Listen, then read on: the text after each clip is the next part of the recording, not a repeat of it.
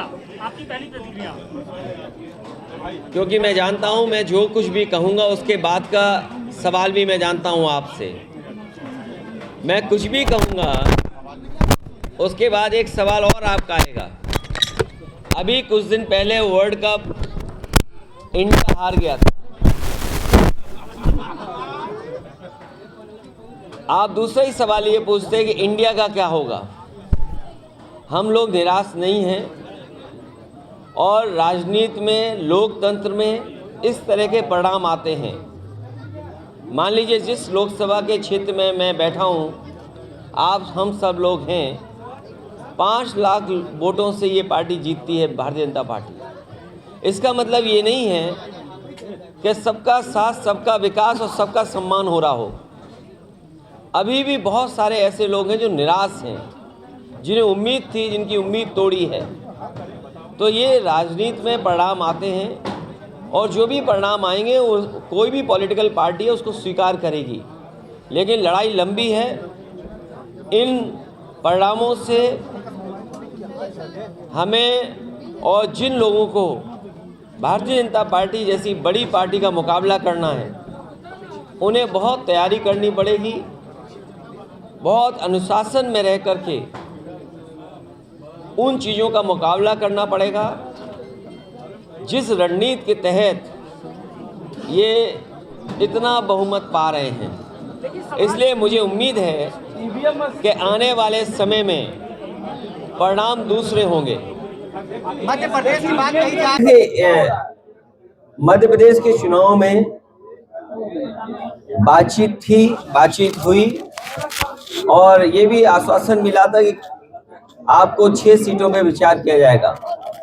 लेकिन उनकी राजनीतिक परिस्थितियां ये नहीं थी कि हमें साथ लिया जाए समाजवादियों को।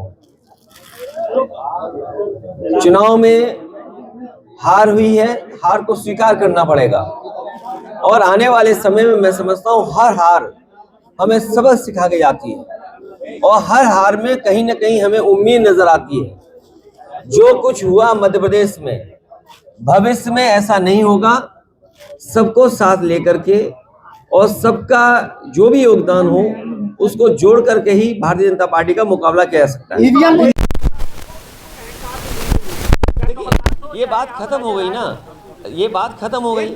आप परिणाम आ गया, अहंकार भी खत्म हो गया। एक मिनट, अब हमारे पत्रकार साथी परिणाम नहीं अहंकार खत्म किया है। मुझे उम्मीद है कि आने वाले समय में फिर रास्ता निकलेगा, क्योंकि देश के लिए लोकतंत्र बचाना, संविधान बचाना ये महत्वपूर्ण है। और उससे भी महत्वपूर्ण ये है कि समाजवादियों का उत्तर प्रदेश में संघर्ष बड़ा है।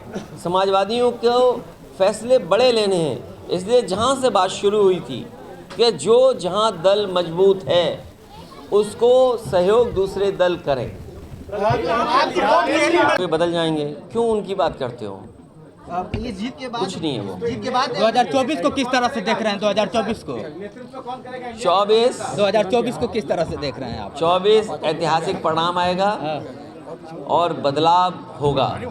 इसीलिए मैंने कहा कि किसान की आय दोगुनी नहीं हुई, आपकी महंगाई बढ़ गई, चरम सीमा पर है और घर घर बैठा बेरोजगार। यही रास्ता निकालेगा लोकतंत्र में। जातियों में बांटने की कोशिश हुई, ऐसा प्रधानमंत्री कह रहे हैं कि इस चुनाव में मैं बहुत सीधा ये कहना चाहता हूँ कि जिस समय मंडल कमीशन का गठन हुआ है और जो लोग ये बात कहते हैं कि हम विपक्ष के लोग जातीय जनगणना मांग करके या जातियों की बात करके या पीडीए की बात करके जातियों में नहीं बांट रहे हैं। जिस समय ये बात हुई कि आरक्षण की व्यवस्था कैसे लागू हो, तो जो लोग गरीबी नहीं समझ पा रहे हैं, बहुत सीधी सी बात है, जो लोग गरीबी नहीं समझ रहे हैं उन्हें मंडल कमीशन की प्रस्तावना पढ़नी चाहिए। और जिस समय वो प्रस्तावना पढ़ लेंगे उसके बाद जाति में बांटने की बात नहीं कहेंगे, क्योंकि उस प्रस्तावना में मंडल कमीशन ने तमाम पहलुओं को देख करके ये माना कि जाति के आधार पर लोग गरीब हैं, इसलिए जाति के आधार पर आरक्षण होना चाहिए।